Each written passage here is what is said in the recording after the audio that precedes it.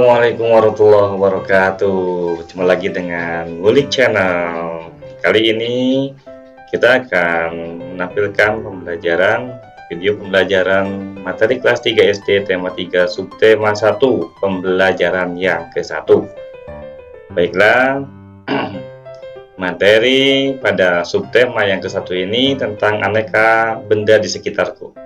Setelah mempelajari materi ini, diharapkan siswa dapat menemukan informasi tentang benda-benda di sekitar, menemukan informasi tentang pengukuran panjang dengan satuan baku, menemukan informasi tentang alat musik ritmis. Anak-anak, setiap hari kita melihat aneka benda di lingkungan sekitar. Benda-benda itu dapat membantu aktivitas kita sehari-hari. Benda di sekitar kita beraneka bentuk dan warnanya. Ada benda yang berukuran besar dan ada yang berukuran kecil. Ayo perhatikan benda-benda di sekitar kita.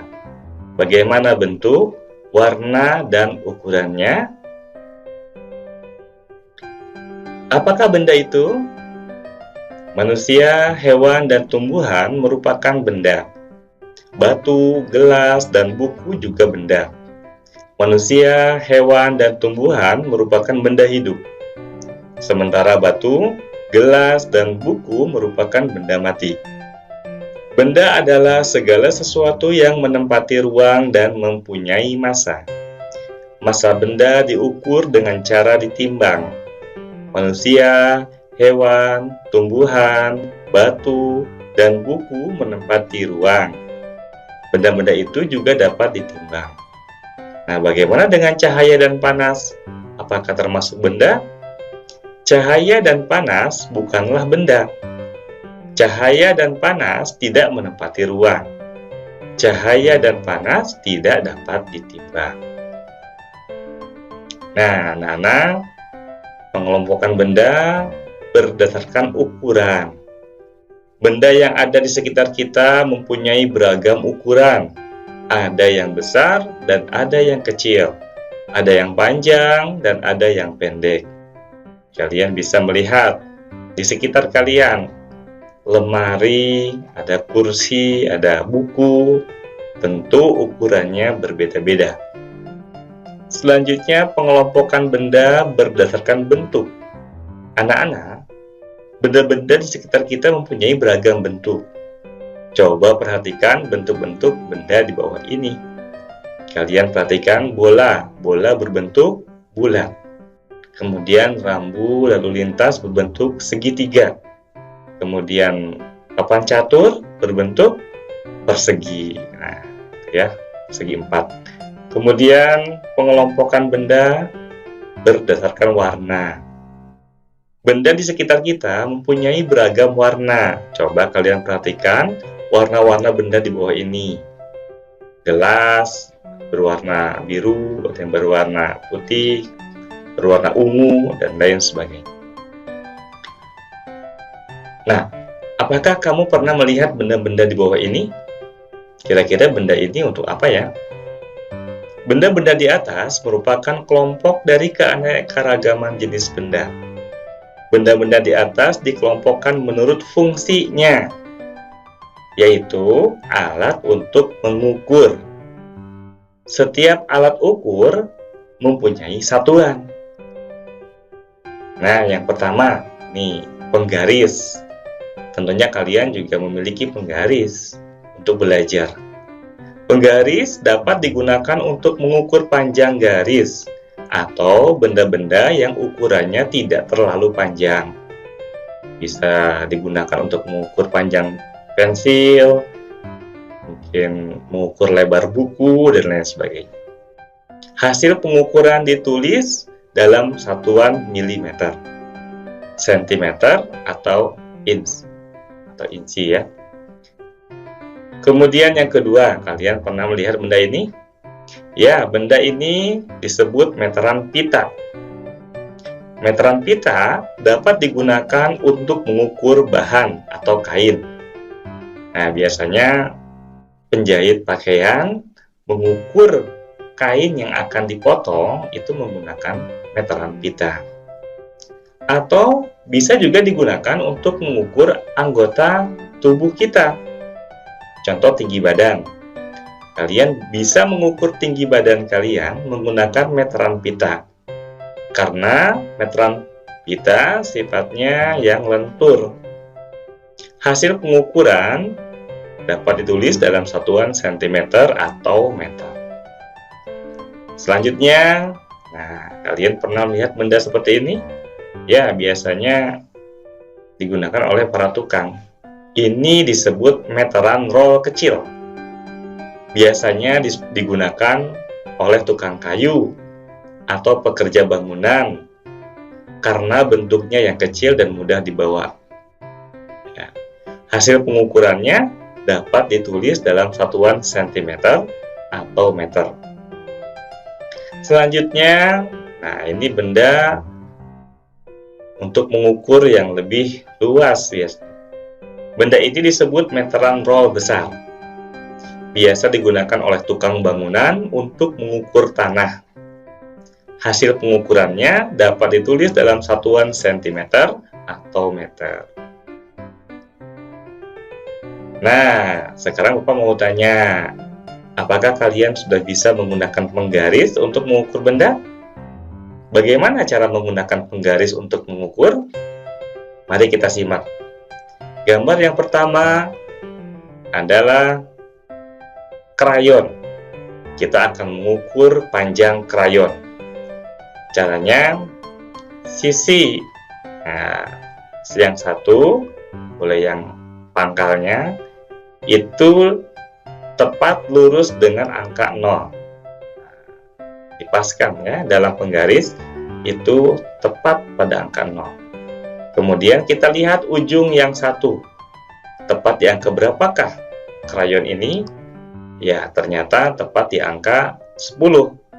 Apabila penggaris ini satuannya cm, maka panjang krayon yang kita ukur ini adalah 10 cm. Bisa dipahami ya? Nah, kalian silahkan dicoba mengukur yang lain, benda yang kalian miliki yang ada di sekitar kalian. Bisa mengukur pensil, kemudian spidol, kemudian ballpoint. Silahkan ukur masing-masing. Caranya sama seperti kita mengukur krayon. Anak-anak, benda juga dapat dibuat dari bermacam-macam bahan. Ada benda yang terbuat dari batu. Contohnya banyak ya, patung terbuat dari batu. Kemudian juga ada benda yang terbuat dari kayu, banyak, kursi, meja, lemari, dan lain sebagainya. Ada juga benda yang terbuat dari besi, ada juga yang terbuat dari kaca, ada yang terbuat dari plastik, dan lainnya. Setiap benda dapat menghasilkan bunyi yang khas jika diketuk. Coba kalau kalian mengetuk atau memukul kaleng misalkan, maka akan menghasilkan bunyi. Tentunya berbeda dengan ketika kalian memukul atau mengetuk ember plastik. Bunyi kaleng dengan bunyi ember plastik tentunya menghasilkan bunyi yang berbeda karena masing-masing memiliki ciri khas bunyi. Nah, benda-benda yang tersebut juga menghasilkan bunyi yang berbeda, jelas. Nah, benda-benda yang tadi bisa juga digunakan untuk mengiringi sebuah lagu. Nah, ketika benda kita ketuk atau ditepuk menghasilkan ciri khas bunyi yang berbeda dan bisa digunakan untuk mengiringi sebuah lagu, maka disebut sebagai alat musik ritmis. Apa itu alat musik ritmis? Alat musik ritmis adalah alat musik yang tidak bernada. Nah, namun dapat menghasilkan irama lagu. Nah, karena ada juga alat musik yang memiliki nada. Ya, kalau alat musik ritmis ini adalah alat musik yang tidak bernada, namun dapat menghasilkan irama lagu. Ada berbagai macam alat musik ritmis. Berikut ini beberapa contoh alat musik ritmis. Yang pertama, triangle. Nah, ini triangle.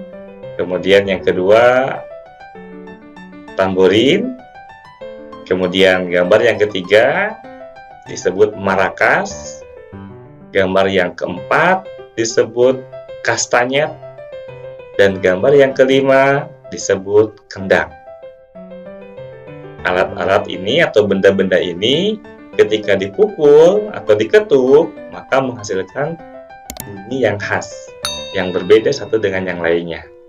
Tetapi ketika digunakan bersama-sama, bisa digunakan sebagai alat musik pengiring lagu atau disebut dengan alat musik ritmis.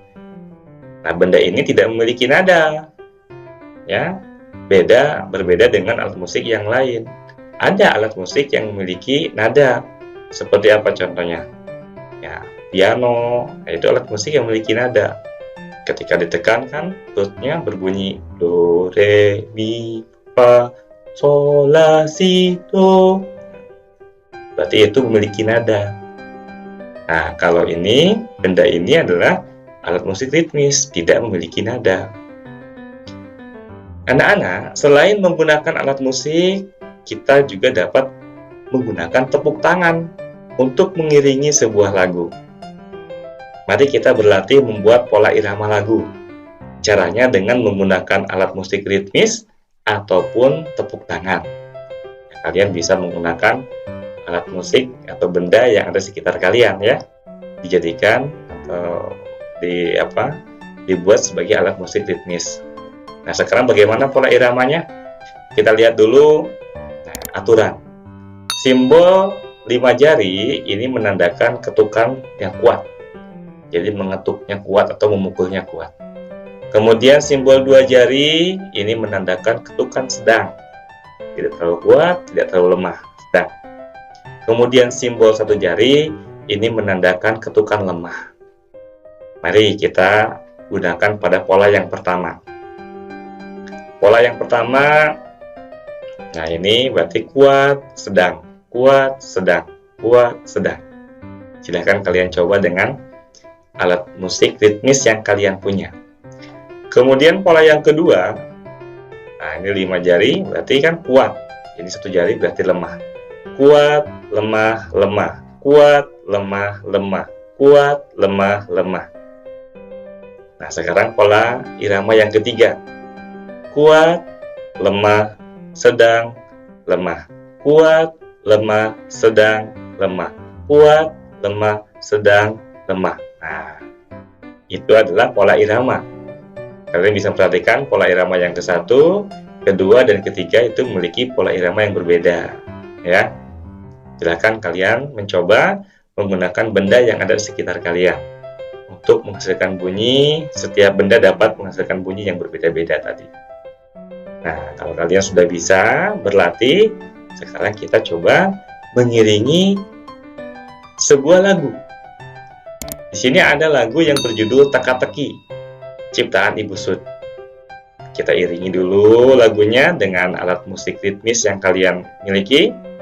Kemudian nanti kita tebak. Kira-kira lagu ini menceritakan sebuah benda apa ya? Nah, nanti kita dengarkan dulu sama-sama.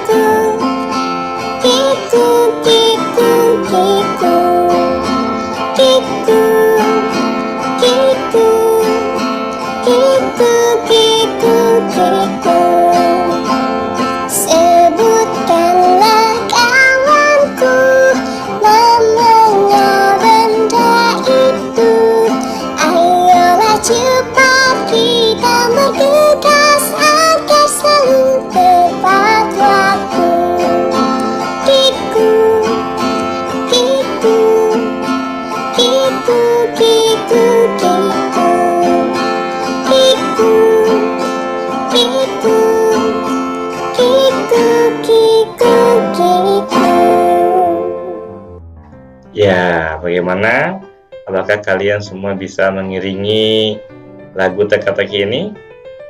Ya, bagus. Kalau sudah bisa mengiringi dengan alat musik ritmis yang kalian punya, berarti kalian sudah memahami tentang pola irama menggunakan alat musik ritmis. Selanjutnya, kira-kira lagu ini menceritakan sebuah benda apa ya? Ada yang tahu? Nah, adalah sebuah jam. Sebuah jam, ya, sebuah jam. Ya, anak-anak, demikian pembelajaran kita kali ini. Bapak harapkan setelah kalian menyimak video pembelajaran ini, kalian dapat menemukan informasi tentang benda-benda yang ada di sekitar kalian. Kemudian juga bisa menemukan informasi tentang alat ukur. Nah, tentang alat ukur dengan satuan baku. Kemudian juga menemukan informasi tentang alat musik ritmis dan memahami tentang pola irama. Baiklah anak-anak semua, saya kira pembelajaran kali ini cukupkan sekian. Mudah-mudahan banyak manfaatnya untuk kita semua. Tetap semangat dalam belajar secara daring dan tetap jaga kesehatan. Terima kasih atas perhatiannya. Assalamualaikum warahmatullahi wabarakatuh.